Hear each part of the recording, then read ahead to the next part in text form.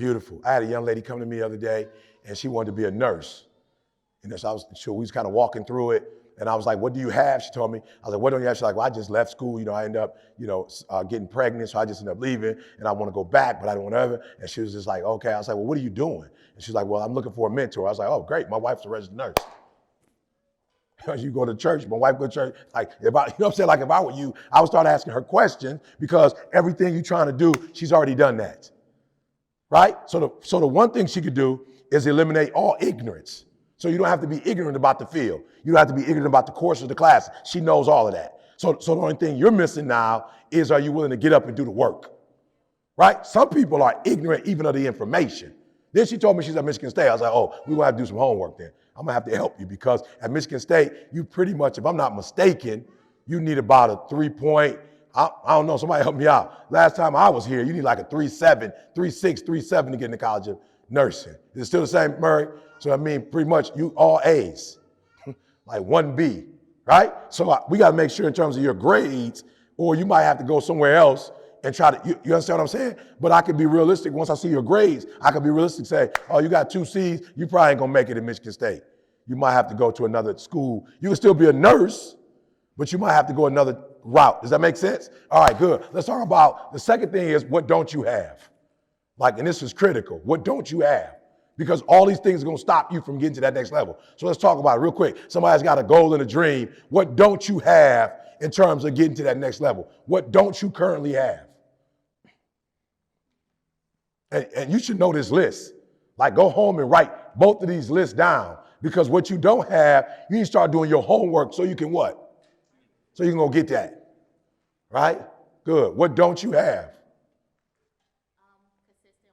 Good. Consistent work ethic. Good. I love it. Write that down. That's good. That's good. Is that something that can be obtained? Absolutely. Good. Yes, sir. Experience. Good. And is that something that can be obtained? Absolutely. Good. Somebody else. What don't you have? Time. Yep. Good. That's a big one. Good. What don't you have? Say it again. Connections. Good. I love it. Good.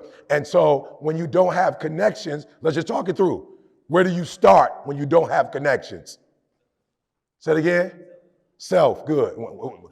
Explain that one to us. Good. I like it. So use what you have. He said, go through your phone. Who do you already have in your phone? Because the rule is, there's how many degrees of separation? How many? 6 degrees of separation.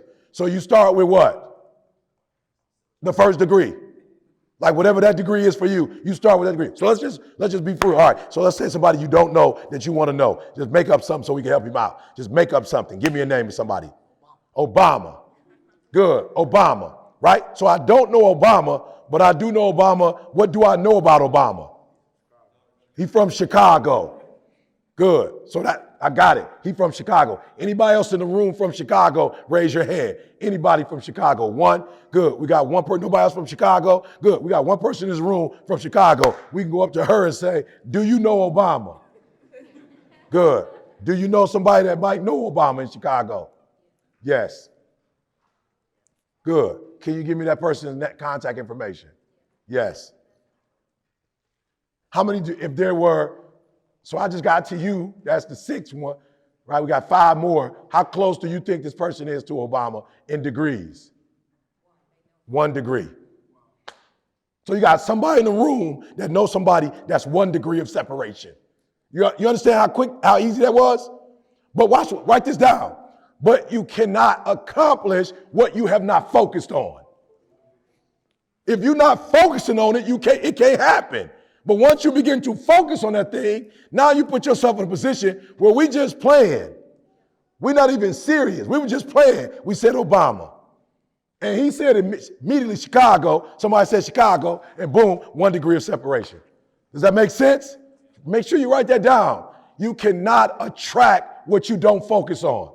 You cannot fix what you don't admit needs to be fixed. All right, so watch this. I'm going to ask this question real quick. All right, watch this. Watch this. Y'all ready? How often have you thought about the fact that you're not consistent as it relates to your work ethic? I think about it often. Good. Good. And how do you think about it? I think about when I'm doing stuff that doesn't relate to my goal, when I should be doing that. Good. Good. So on a scale to, I'm sorry, There's 7 days in a week. How many days do you think about the fact that you're not consistent? Good, 7 days. And when you think about it for the 7 days, is it a passive or an aggressive thought? Good, so there we go. We're about to fix some stuff right now. So what do I mean when I say it's passive? What do I mean when I say it's you passively thinking about it? You think about it, but you do nothing about it. That's passive. You think about it, you recognize it, but you don't do nothing about it. What can we do to fix that immediately? What can we do to fix that right now? Good. Make a schedule. Good. What else? Have you make schedule? You got a schedule? Full-blown schedule? Not full-blown. So we got a schedule, but it's a what kind of schedule? It's a passive schedule. Come on, y'all. I'm teaching. When anything that's passive in your life is not going to happen. Anything that's aggressive is what? It's going to happen. Do I passively come here on Mondays? Is this passive?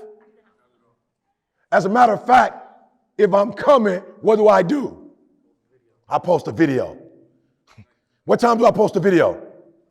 About noon. That's not what? That's not passive. That's what? That's aggressive. That's not passive. Today, I got into bed about 5 o'clock to try to take a nap. Now, it didn't work, but I did. I got up and took a shower at 5:35. I had my outfit in my mind. The only thing I forgot is I didn't have a car. No, I forgot I didn't have a vehicle. Daughter got the truck because her car messed up. The Mercedes in the shop because I hit a pothole. So I didn't have a car. But because it's aggressive and not passive, what time did I call y'all and tell y'all I need a ride? 5:50, not at what time? Not at 7. Are you hearing what I'm saying? So I want you to write down what things in your life are passive and what things are aggressive. So good. So we got a schedule. So now we're going to get a aggressive schedule. Good. All right, what else can we do?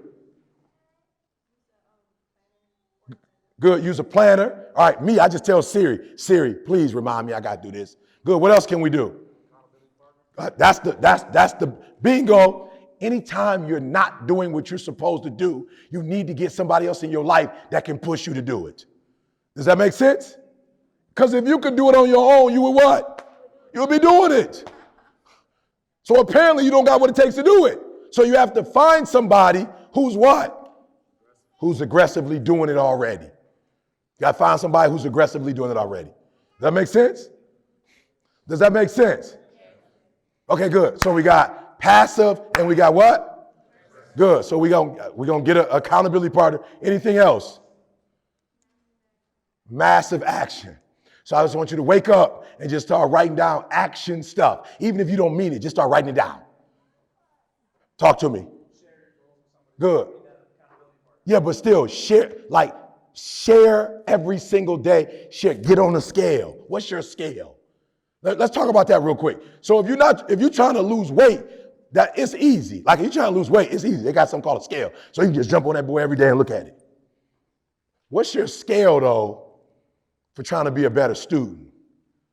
What's your scale for trying to be a better husband or wife or whatever your business partner? Like what's the scale? Somebody talk to me. What's the scale? What do you use now? Let's write this down. What's the scale? What's the measurement tool you use to know if you're where you're supposed to be or you're not where you're supposed to be? Because that's dangerous. Grades. Good. So one of the things we cannot do, grades are good, but we cannot wait till the end because grades don't come out till late. So I'm feeling where you're at, but let's work with it and work it out because that's late in the game. Like grades is like the score at the end of the game. Right? That's like the score. So we don't want to do that. So let's help you. That's good. But let's talk about how do we get to that? What's that? Yep. Good. Okay, so let's start with your motivation for your academics. Good. So how many days of the week should we be motivated? 7 days. Good. So how do we measure our motivation? Good. Figuring out why. Yep. If you're motivated by purpose or goal. So I was with Inky Johnson in Atlanta. Inky blew my mind. Raise your hand if you ever heard of Inky Johnson. Okay. If you have not, go look him up. So I was with Inky, right? And Inky was we did an interview for the podcast in Atlanta the other day. And so, Inky, I don't know what you call it, but like Inky, prostate, that's what you call it? Okay, so it just don't work. He got the little buoy on it. So he said, it's hilarious. He said, a year after he did it, because he played for Tennessee and was supposed to go to the pros, the best medical facility in Tennessee said, we want to work with you for 2 years. No cost to you. But here's what we need you to do. We need you to interview 10 people you love and ask them, is it worth you doing it?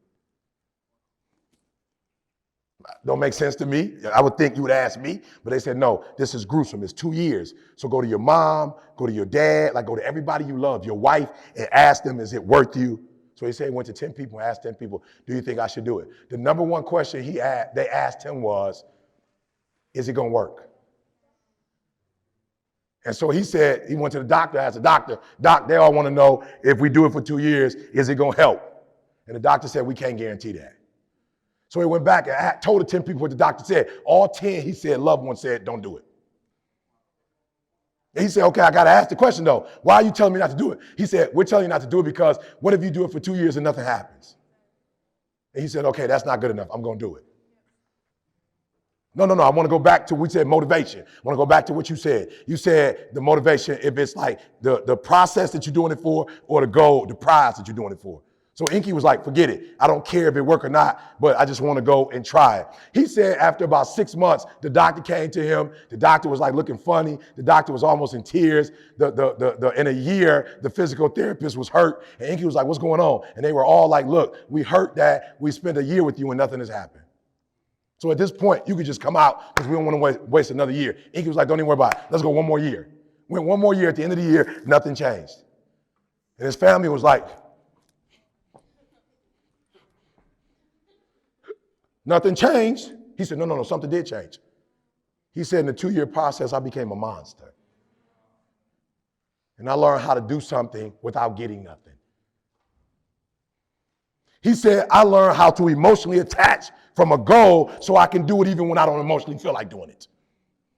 He said, I'm a monster. And if you type Inky up, he comes in as one of the top speakers in the world. Why? Because he went through a 2-year process and didn't get nothing, but he learned to work even when he didn't feel like working.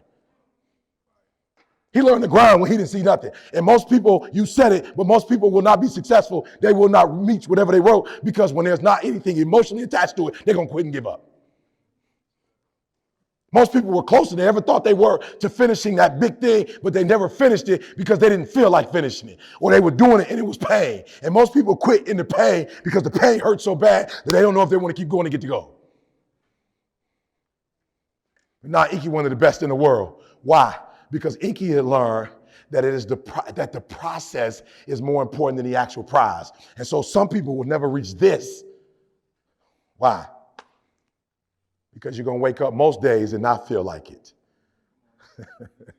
Like you're going to wake up most days and not be pumped up. You're going to wake up most days and not feel like doing it. But when you can get to a point that you do it anyway, then there's no way you won't reach any of your goals. Does that make sense? Come on, does that make sense? Yeah. That's not passive, that's aggressive. So most of us are going after our goals passively in every area. And that's why we can't make them become a reality, because we're passive about it.